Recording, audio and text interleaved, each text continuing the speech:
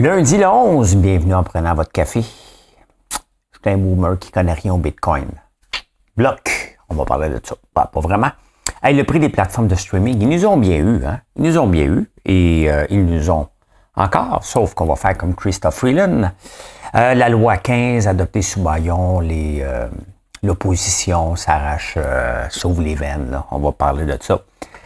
Être connu, est-ce que c'est plus facile faire de la business et être rentable? Ben, je vais vous parler d'une méga star mondiale qui vient de déclencher un profit après 15 ans. 15 ans. Les jeunes et la télévision, on va parler de ça. Mesdames, ça se pourrait-tu que vous vous maquillez pour rien?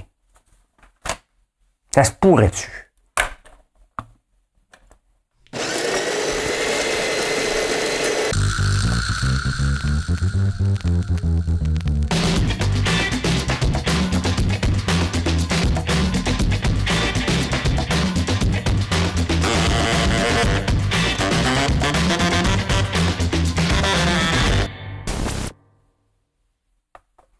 Avez-vous fait votre like? Hein? Vous êtes-vous abonné? Je le répète, hein? Je prends toujours un petit moment de le faire une fois de temps en temps. J'ai moins de patience avec les haters. Avant, j'en faisais un courrier des haters. Maintenant, j'ai pas trop de patience. Hein? Je ne demande pas aux gens qui disent comme moi, loin de là. Mais venez m'insulter, peu importe la plateforme, c'est bloqué. Et normalement, c'est bloqué à vie. Je ne reviens pas là-dessus. Donc, pensez-y avant d'écrire un commentaire insultant si vous aimez me suivre. Je veux avoir 50 000 personnes qui me suivent à un moment donné, mais pas 50 000, 40 000 qui vont juste me shooter des bêtises tous les jours. Hein. Pensez-y. Hein? Pensez-y. Sinon, ben, allez-y all-in. Hein? Ça va me faire plaisir de vous bloquer. Je dis ça, puis je dis rien, mais je dis tout en même temps. Et les plateformes de streaming, eux autres, ils nous ont bien eu. Hein? Ils nous ont eu en tabarnouche. Hein? Parce que ça a commencé à peu près en 2016. Hein? Apple 5,99. La semaine passée, je me login pour écouter quelque chose. C'est beau. Je me souviens pas. Ben, je sais même pas quel débat que j'ai fait au débatteur la semaine passée. Moi, je passe à autre chose. Mon cerveau élimine des affaires. Hein? Mais il retient des numéros de téléphone pour rien. Hein? Pour absolument rien. Parce que ça se peut très bien que vous soyez dans mon téléphone sans nom. C'est pas mal la norme dans mon téléphone. J'ai pas de nom. Ouais, Apple est passé de 5,99 à 12,99 d'un coup. Hein? Crave, c'est le plus cher, de 8 piastres à 20 piastres. Netflix, de 8 à 17 piastres. Et Tout.tv n'a pas bougé depuis son ouverture à 6,99. Tu sais, c'est quand même, quand tu regardes ça, c'est quand même pas cher si tu consommes, bien entendu, ces plateformes-là. Allez voir un film au cinéma, on s'est entendu que c'est à peu près 13, 14 piastres, 15 piastres peut-être, plus le popcorn, plus le déplacement, ça revient plus cher hein, que ça. Mais sauf que quand tu ajoutes le câble, quand tu ajoutes notre téléphone cellulaire, quand tu rajoutes Apple, donc 15, on est rendu à 20, 40, 50, ben à un moment donné, ça commence à en faire beaucoup. Puis là, tu fais des choix. Hein. On fait des choix maintenant selon ce qui va sortir. Donc, c'est pour ça qu'ils sont condamnés, ces grandes plateformes-là, de sortir du bon contenu constamment pour qu'on reste là. Hein. Dès qu'on a 1 mois ou 2 mois qu'on n'écoute pas, on s'en va voir ailleurs. Crave et Disney, chez nous, prennent souvent le bord, dépendamment de ce qui sort. Hein. Netflix, c'est presque un must parce que c'est là qu'il y a le plus de belles plateformes. Prime, j'en écoute à l'occasion, pas assez pour pas le garder, mais ça fait partie de Prime, d'Amazon Prime, donc on le garde. Donc, mais qu'est-ce qui se passe? On se débranche du câble, souvent, de plus en plus. On va en parler tantôt. Hein? L'obésité, on a-tu le droit de parler de ça? Hein? Dans la presse, il y avait un article, j'en parlerai pas. Je tourne un autre journal aujourd'hui, on en parle encore. De vivre dans le déni et dire que j'ai un poids santé, que je suis heureux. Il reste que la plupart du temps, l'obésité vient aussi avec des problèmes de santé. Hein? Je fais attention. Je fais extrêmement attention à mon poids, même si je mange tout ce que je fabrique ici. Il reste que je fais des choix le restant de la journée aussi. Et je fais de l'exercice, bien entendu. Et je suis pas à l'abri. Hein? J'aime tout ce qui fait engraisser. Tout. Le pain, aime ça. Aime bien ça. J'aime bien ça. Quoi d'autre? Des pâtes, j'aime beaucoup ça. J'en mange pas tous les jours. Hein. Mes guimauves, je capote dessus. Je fais attention. On a pris en moyenne depuis la population générale a pris 7 kilos de plus en 40 ans. C'est énorme. 15 livres de plus, comme un des mortels a depuis 40 ans. C'est quelque chose qu'on ne peut pas parler. Hein? Même les gens qui ont un problème de surpoids osent même pas dire qu'ils veulent maigrir tellement que c'est devenu tabou. Hein? Et pourtant, ben, il y a Ozempic, il y a le vent dans les voiles, Wegovy, puis il y en a un paquet d'autres aussi. Donc, il reste que ça reste un problème de santé. Ça apporte toutes sortes d'autres complications. Mais au nom de la diversité corporelle, c'est un sujet qu'on ne peut pas parler. Je ne voulais pas en parler. Puis là, il y en a un autre parler, puis il y en a un autre. Puis c'est tout le temps le tabou et le déni, hein, tout simplement. Quand on parle de breakfast, donc déjeuner, bien techniquement, c'est terminer le jeûne. Vous savez que je jeûne 18 heures par jour. Petite journée, c'est 16 heures, mais c'est 18 heures par jour et c'est 7 jours par semaine. C'est pas un régime que je fais, c'est un style de vie, tout simplement. Et ce qui fait que des fois, je suis en direct, mais assez souvent sur TikTok le soir. Et ben, je vous dis, je peux plus goûter à mes produits parce que là, je jeûne. Hein? Donc, normalement, passer 6 heures. Des fois, je vais tricher à 8 heures, mais si je mange jusqu'à 8 heures le soir, ben, je vais remanger à 2 heures de l'après-midi. Il faut faire des choix dans la vie, mais c'est un sujet qu'on ne peut pas parler, donc je viens de parler, tout simplement. Hey, regardez, je vous montre une photo. Je vous montre. Bien, ceux qui sont en podcast, je m'excuse, mais allez voir cette belle photo-là. Le happiest country in Europe. Je n'ai pas la place, mais sincèrement, il y a le village de Hallstatt, dans les Alpes, qui est un des plus beaux villages au monde, la qualité de vie. Ça s'appelle Hallstatt, donc Hallstatt. My God. Si t'es malheureux, là, qu'est-ce que tu veux faire? Avez-vous vu le village, vous autres? Hein? C'est de toute beauté. Ça ne doit pas être toujours comme ça. La photo est plus belle que nature. Il doit y avoir de la boue une fois de temps en temps. Là. Mais c'est beau en tabarnouche. Hein? C'est très, très beau. C'est beau. C'est beau, la vie. Qu'est-ce que ça prend pour être heureux? Hein? On s'en va au Québec. Québec. T'es où, Québec? T'es là.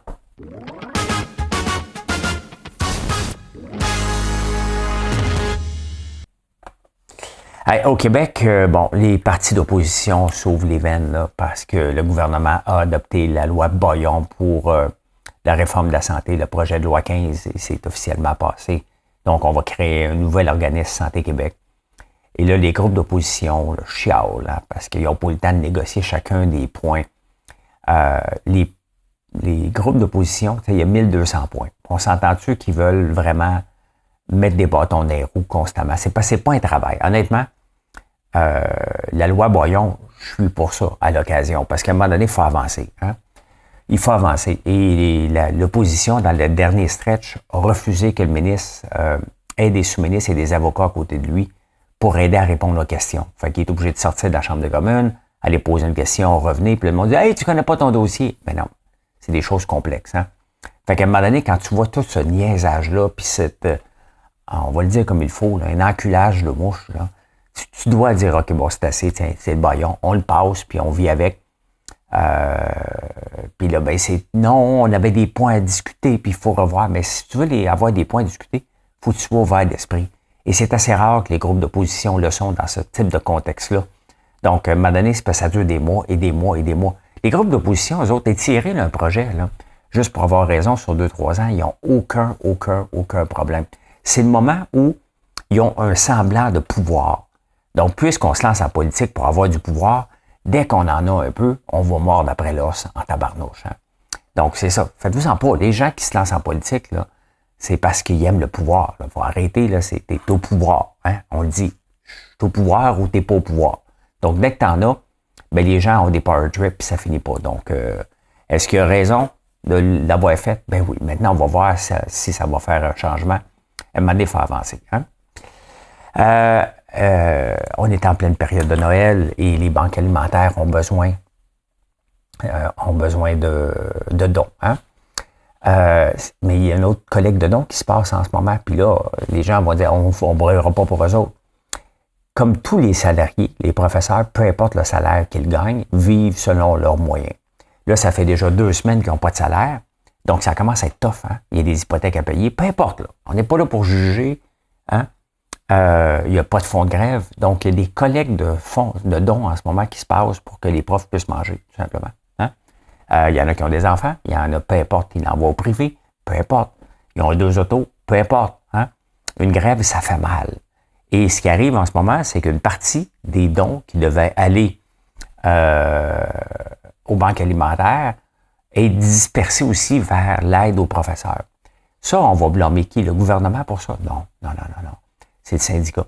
Toujours le syndicat. Le syndicat est très responsable de ça. C'est eux autres qui ont décidé d'avoir la grosse tête et les amener en grève illimitée avant Noël pour essayer de mettre de la pression sur le gouvernement. Tu sais, c'est pour, je le dis bien, pour essayer de mettre de la pression au gouvernement.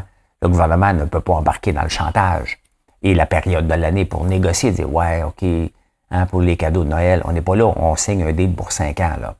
Donc, il faut être pragmatique et être froid aussi à l'occasion pour dire, non, on ne peut pas donner ça, on ne peut pas donner ci. C'est quand la FIC demande 50% à la fin de semaine, sans rire, ben, tu ne peux pas t'en sortir. Quand les syndicats demandent d'ajuster basé sur l'inflation de l'année passée pour les demandes salariales du futur, ça ne marche pas, là, tu sais. Ces gens-là sont déconnectés, mais en ce moment, il y a des dons qui iraient vers les banques alimentaires, donc les plus démunis. Les professeurs, en ce moment, en font partie. Donc, c'est des dons que les vrais démunis ne peuvent pas avoir. Et ça, c'est encore la responsabilité des fonctionnaires, des syndicats. Pas des syndiqués, des syndicats. Parce que c'est leur responsabilité de bâtir un fonds de grève aussi. Si tu veux au bac pour avoir du pouvoir, il faut que tu aies de l'argent. Donc, il ne faut pas que les profs en subissent les conséquences. Là, ça commence à grincer des dents solides, là. Et la grève, pensez-vous vraiment qu'il va y avoir une résolution, cette grève-là, cette semaine? Absolument pas. Hein? Absolument pas. Ils vont rentrer après le 14. Pourquoi? Pour avoir des vacances payées, la plupart, à part les profs. Donc, parce que lorsque tu t'en vas illimité, t'es cuit. Hein? Les autres font des mouvements, encore une grève 1 semaine. Quand tu déclenches illimité, tu ne peux pas revenir. S'ils reviennent, c'est juste pour bénéficier des vacances et des vacances payées puis toutes les autres congés. C'est la seule raison qu'ils vont revenir. Peut-être qu'ils vont le faire. Hein? Peut-être qu'ils vont le faire. Ça serait bien pour les profs, mais une méchante hypocrisie encore pour les syndicats. Hein? Le FU d'Alexandre Leduc. Hein? La semaine passée, Québec solidaire a été trop loin en disant Simon Jolin-Barrette, toi, Simon. Hein? On est en chambre à l'Assemblée nationale. Est-ce que ça se dit, ça? Essayez de penser la dernière fois que vous avez dit ça à quelqu'un. Hein? Si vous l'avez déjà dit, à qui vous l'avez dit et qu'est-ce qui se passe par la suite à cette personne-là? Hein? Essayez ça avec votre conjoint. Hein? Mettons, je me lève un matin et je dis Marilyn, on s'entend-tu que le respect n'est pas là pantoute? Hein? Mais absolument pas. Et il y a du dommage de fait après. Donc, imaginez-vous dans une entreprise, j'entends ça, 2 employés qui se disent ça. Hein? Qu'est-ce qu'on fait? C'est sûr que tu prends l'employé et tu dis non, ça se fait pas. Hein? Qu'est-ce que Gabriel Nadeau-Dubois dit? Ben là, on est en fin de session et on est fatigué. Ça, c'est du leadership. T'es en fin de session et on est fatigué. Hein?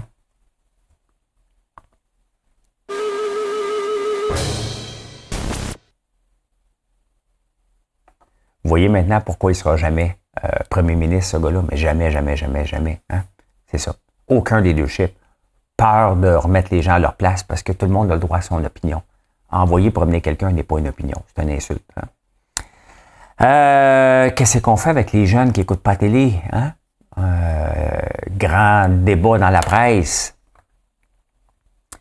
Là, il faut... première étape, là, c'est la génération. Regardez les chiffres. Là, de 2 à 11 ans, de 12 à 17 ans. Et qui écoute la télévision? 55 ans et plus. Un peu entre 35 et 54.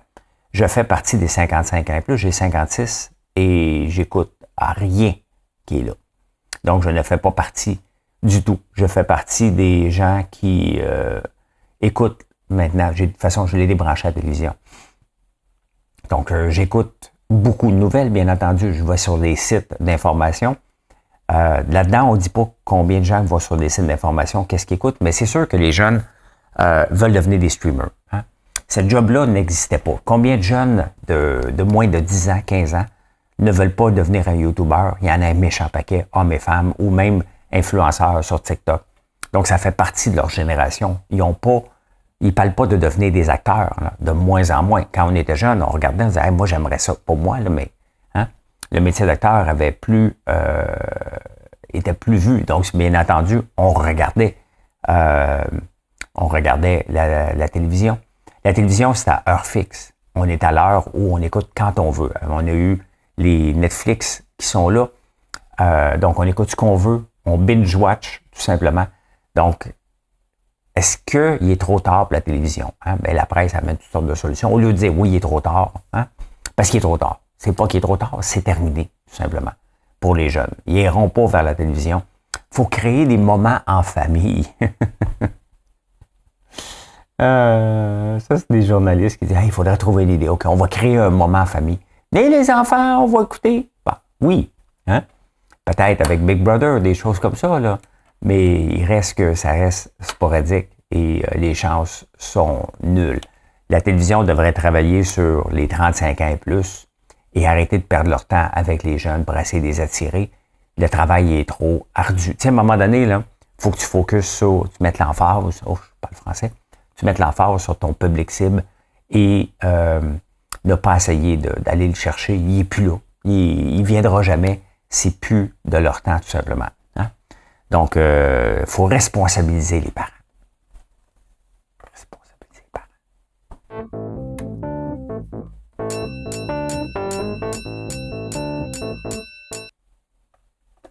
Vous achetez votre sapin de Noël, vous autres? Combien ça coûte un sapin de Noël? Ça fait longtemps que je n'en ai pas acheté un. À New York, il y a beaucoup de sapins du Québec qui sont là-bas. Un sapin de 13 pieds, ça vaut 1750 $. Qu'est-ce qui se passe lorsqu'il traverse la... Il n'y a pas personne qui paierait ça ici, là. Hein? 1750 $. Un sapin moyen, c'est entre 350 et 550 $. Quelqu'un qui fait de l'argent, là. Il veut bien croire qu'il y a du transport pour se rendre jusqu'à New York, puis la plupart viennent du Québec, là.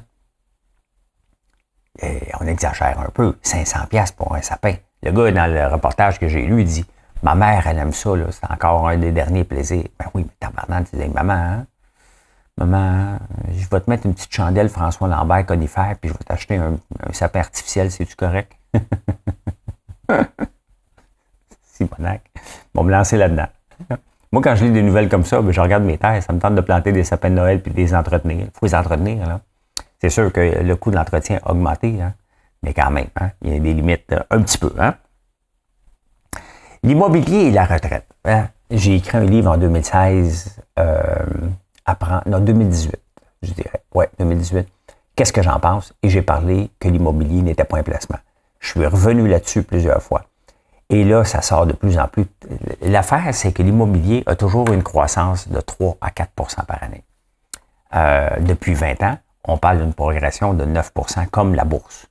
Donc, on s'est fait à croire que l'immobilier était quelque chose qui prenait de la croissance à l'infini. On arrive avec des taux d'intérêt très bas, donc ça valait la peine d'investir dans l'immobilier. Là, on revient. Hein?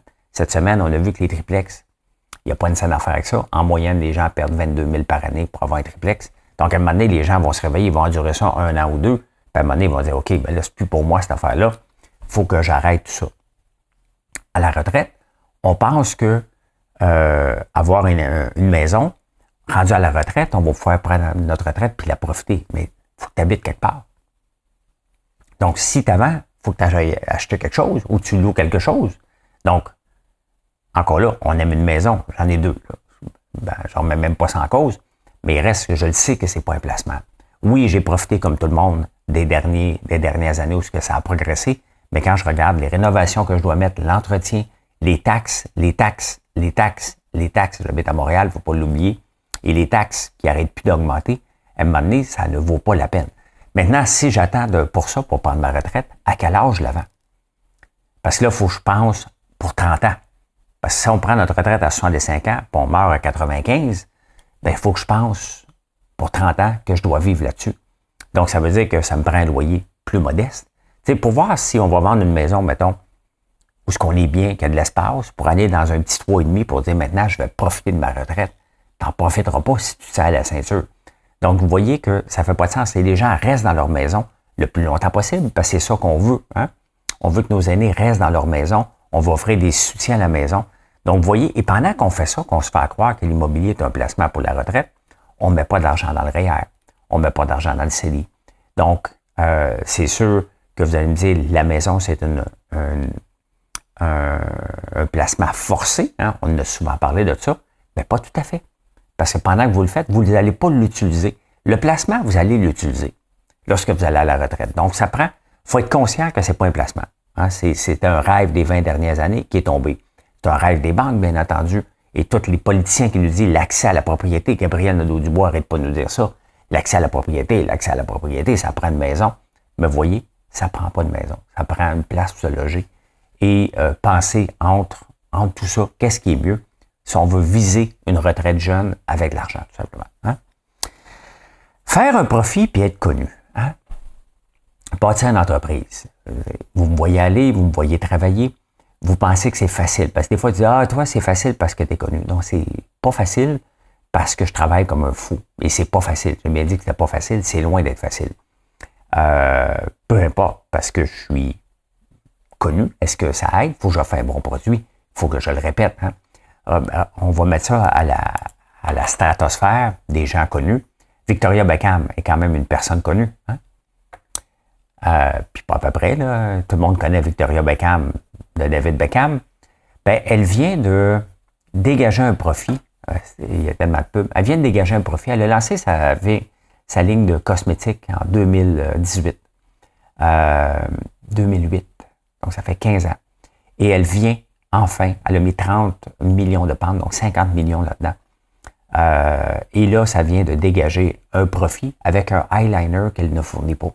Et tout ça pour dire que c'est pas parce que tu es connu. Oui, il y a des exemples de Kardashian, de Rihanna, qui ont lancé des choses de beauté. Hein? Il y a des grands success stories. Là, il y a Nathalie Cloutier qui va Nathalie, pas Cloutier, ouais. Pas Cloutier, Nathalie Simard qui va lancer une ligne. J'en ai une ligne des érables. Ça prend du temps. J'ai d'autres produits, donc j'ai le temps de le monter. Mais ça prend du temps. Dans n'importe quoi, dégager un profit. Si Victoria Beckham, ça y a pris 15 ans avec toute la connaissance qu'elle a, la puissance du marketing qu'elle a, son chum qui est un des plus connus au monde, est dans les tabloïds à tous les jours. Bien, voyez si ça a pris autant de temps que ça. Ça prend souvent un produit. Hein? Un produit. Parce que les fois, je lance un nouveau produit, je dis tout le temps en blague, puis en vérité, on va être riche avec celui-là. C'est lui. Hein? On a toujours besoin d'un produit. L'ensemble de mes produits va très bien, là, très, très bien. Mais si je veux devenir mondial un jour, il faut qu'il y en ait un de la gang qui explose littéralement. Ça va être lequel? Je ne le sais pas. Hein? Est-ce que ça peut être le sérum? Ça peut être le sérum. Est-ce que ça peut être les gaufres? Ça peut être les gaufres. On ne le sait pas. On ne le sait pas à un moment donné, c'est à force de travailler que c'est les gens qui vont décider. Il faut être constamment dans votre face. C'est comme ça qu'il faut le faire. Être présent, puis à un moment donné, le mot se passe. Et c'est exactement ce qui vient de se passer avec Victoria Beckham. Elle a fait un eyeliner pour se maquiller. Et il y a une couple de vedettes qui l'ont mis sur Instagram, puis des gens aussi, puis bingo, sur TikTok, ça a parti tout simplement. Hein? 15 ans. Juste pour dire que c'est pas parce que tu es connu que c'est plus facile. Faut que tu travailles comme tout le monde. Hein? Et la transition automobile, la transition électrique, auto-électrique. Je le dis depuis tout le temps. On change 4,30 sous pour une pièce. Il y a de la pollution, bâtir des batteries. À long terme, il y en a moins que la combustion, c'est vrai. Mais pour réussir à améliorer le sort de la planète, c'est pas changer un auto pour changer un auto électrique. Hein? C'est d'avoir des autos autonomes, d'avoir moins d'autos sur la route, tout simplement. Avoir moins d'autos sur la route, ça ne veut pas dire qu'on reste dans notre maison. Ça veut dire qu'on a un moyen de transport qu'on peut partager. Les autos qui sont stationnées non-stop, c'est complètement ridicule. Le coût de fabrication a été là, le coût d'impact sur l'environnement a été là, on l'utilise moins. Mais dans d'autres pays, on ne parle pas de ça ici. Les motos électriques, les véhicules, les vélos électriques, hein, dans les pays de l'Afrique, c'est ça qui ont qui a le vent dans les voiles. Et en Chine aussi. Donc, tu sais, c'est aussi ça qu'il faut remettre de l'avant. C'est sûr qu'ici, les motos, ça coûte cher. Ça coûte très, très cher à assurer, fait qu'on n'a pas autant. Mais c'est ça. Ça prend déjà, la batterie est moins grosse, hein, l'impact est moins grand, le déplacement, c'est différent. Donc, il faut revoir l'ensemble de nos transports, tout simplement, si on va avoir un impact majeur. Là, on fait juste changer 4,30 sous pour une pièce, mais on dit, regarde comment on est green. C'est pas ça, hein? C'est pas ça pantoute, c'est plus que ça. Plus que ça, on s'en va aux insolites.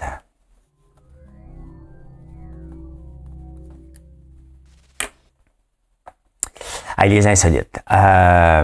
Vous êtes-vous déjà posé des questions sur les éoliennes? Pourquoi ça tourne si tranquillement que ça? Hein? Je regarde, là, puis je me dis, my God, pourquoi ils vont pas plus vite? Mais ça semble que ça pourrait aller plus vite. Ils doivent mettre les breaks dessus. Ben oui, mettre les breaks. Une éolienne qui fait 7 tours à la minute. Donc, c'est pas vite, là, 7 tours à la minute, hein? Mais dites-vous que les pales à la grosseur qu'ils ont, là, mettons les éoliennes qui sont en mer, là, le bout des pales, ça roule à 290 km. Hein? C'est pour ça qu'elles sont très grosses. Donc, ils n'ont pas besoin de tourner rapidement au centre parce qu'au bout, ils roulent à fond de train. Donc, voilà, ça pourrait arracher tout simplement. Hein? Donc, j'ai appris ça, je le sais. Je me posais la question. Enfin, je me suis dit, moi, vous le partagez. Si moi, je me suis posé la question, quand je suis allé à Toronto, l'autre jour, j'en ai vu plusieurs. Donc, je me suis dit, pourquoi ça roule pas plus vite, tabarnouche? C'est parce qu'ils sont longues en crème. C'est pas une petite affaire de 5 pieds, là. Hein? C'est des centaines de mètres, donc les pales. Voilà. Hein? Ah, mesdames, j'ai parlé de maquillage de Victoria Beckham. Hein? Bien, les hommes, pour qu'on ait un attrait sexuel, c'est pas de dire trop fort, hein? Mais je l'ai dit, le maquillage n'a aucun impact sur nous. Que tu sois maquillé ou non, zéro impact. Fait que just saying. Hein? Perds pas trop ton temps sur ta date. Hein? Ça ne fait aucune différence. C'est pas ça qui va dire non, pas à soir. C'est à soir. Maudit que je suis mononcle des fois. Est-ce que vous pleurez devant les films? Hein? Est-ce que vous pleurez devant les films? Si vous pleurez, vous êtes une bonne personne. Les études ont trouvé que les gens qui pleuraient devant les films étaient des gens avec l'altruisme et beaucoup de sympathie. Et c'est prouvé maintenant scientifiquement. Pendant longtemps, on a associé les pleurs avec la faiblesse et quoi d'autre? Et vulnérable. Hein? Là, je me suis posé comme question, parce que ça a l'air que c'est juste les bonnes personnes qui pleurent devant les films. Là, je me suis dit, est-ce que je suis une mauvaise personne? Puis là, je me suis souvenu que j'écoutais un film de football et j'ai échappé une petite larme. Hein? Moi, il faut que ça soit vrai. Moi, je peux pas pleurer devant Disney, là, ça me fera pas pleurer, là, c'est un bel dessin animé. Mais quelque chose qui arrive, que tu dis, oh my God, il mérite. C'est lorsque les gens méritent quelque chose que je me mets j'échappe une petite larme. Donc, je suis une bonne personne, je suis correct. J'espère que vous êtes une bonne personne, parce que là, on peut dire ceci. Mission accomplished. Merci d'être là. Hein? On est dans le rush du temps des fêtes. Profitez-en. Oui, nos guimauves, vous pouvez les congeler. Oui, nos beignes, vous pouvez les congeler. Les popcorn barbe à papa, ça dure 2 ans. Donc, merci de nous choisir et de nous voir. FrançoisLambert.one, O-N-E.